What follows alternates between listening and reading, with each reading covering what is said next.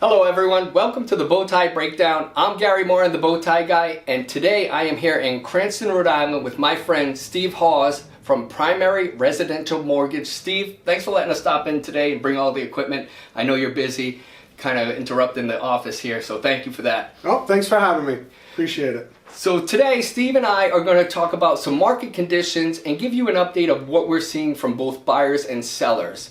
So Steve, let's start with the buyers. What are some of the common things that you're seeing or hearing buyers say? Well, in this market, we are in a seller's market. Yep, we've been in a seller's market for a while. Yep. And unfortunately, I don't see that changing anytime soon. Me either. A lot of people tend to think that when the rates go up, the prices are going to come down, and that is not the case. Well, we've been dealing with something for a while, and this all still stems from 2008, and it's low inventory. Yep. When the market crashed back in 2008, they didn't build houses for a long time. It was almost going on 10 years before they really started building houses again. So we are in an inventory deficit for sure. Yep. And we have been, just looking at the number of houses on the market, it seems like in Rhode Island we hover around 1,000 to 1,100. We spiked at 1,300 at one point, but it seems like we're right around 1,000, sometimes under in some cases. I think we're less than that right now. Yeah. I think last time I looked it was like 800 and change. And in a normal market, not a seller's, not a buyer's, we're anywhere from 3,000 to 4,000. Yes, on a daily basis. So that's a third. Yes. Of what should be there. Gives folks out there in the market an idea of what it means when we say inventory shortage, because a lot of people don't realize we used to have that many houses on the market at one time. So when I pre-approve somebody, I'm trying to set them up with realistic expectations. Which is great right now. Because a lot of people are looking at houses and they've been on the market and they're like, okay, well, list price is $300,000. I'm gonna try to lowball them. And in this market, that does not happen. So are you also seeing buyers that think that they can come in and get a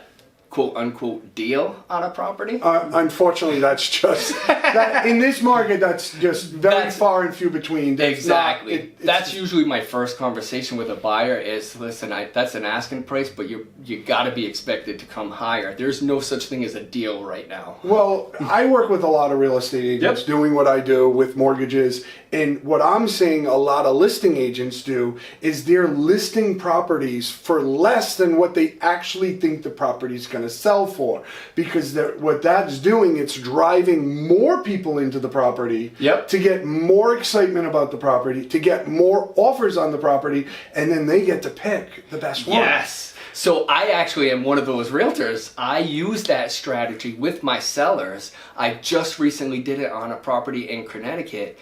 And what I did was I did the CMA, looked up all of the properties around it, found where we were likely to sell. And I found that we were likely to sell somewhere in the 300s. So what I did, knowing that the most popular pool and largest pool of buyers is probably 300,000 and under, I went to my seller with 3 different strategies. We could go above what I found and start very high and see what happens, kind of a shoot for the moon type of thing. We could price right in the middle where I found we're likely to sell.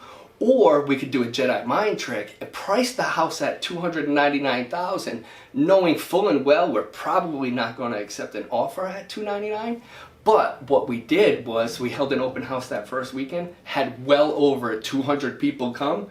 We had about 22 offers. So now my seller had a whole slew of a pile of offers to pick from. And where did you end up selling the property for what you thought it was worth originally? More than that. Okay. The final price was $400,000, cash offer, no inspections. Wow. And out of 22 offers, that person wanted that house. So not only did we sell it above what I thought we were going to, we went way beyond where I thought we were going to end up. Well, because you brought in the clients, or you brought in people to see the property, and then it just made more excitement about the property. There was so many people at the open house, and so many people talking about the property, and just that excitement created the kind of sense of urgency for the other buyers. So that is a strategy I absolutely use and love to use for that.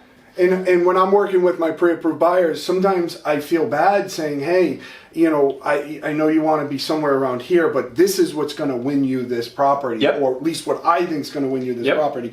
And I don't want to see people pay more than what they have to. Our whole goal, and I know you're like-minded like me, is to make or have the client spend as little out of pocket as possible. So I don't want you to spend more money, but realistically, if you want that house to win properties right now. So that's where I'm saying to a lot of clients, escalation clause. Hey, why don't you offer this, but go to escalation here? That way you're not leaving, you know, you're not spending more than you actually have to. Right? But you still have the opportunity to get that property. Exactly. You still put yourself in the best position possible. I'm Garry Morin, the Bowtie Guy.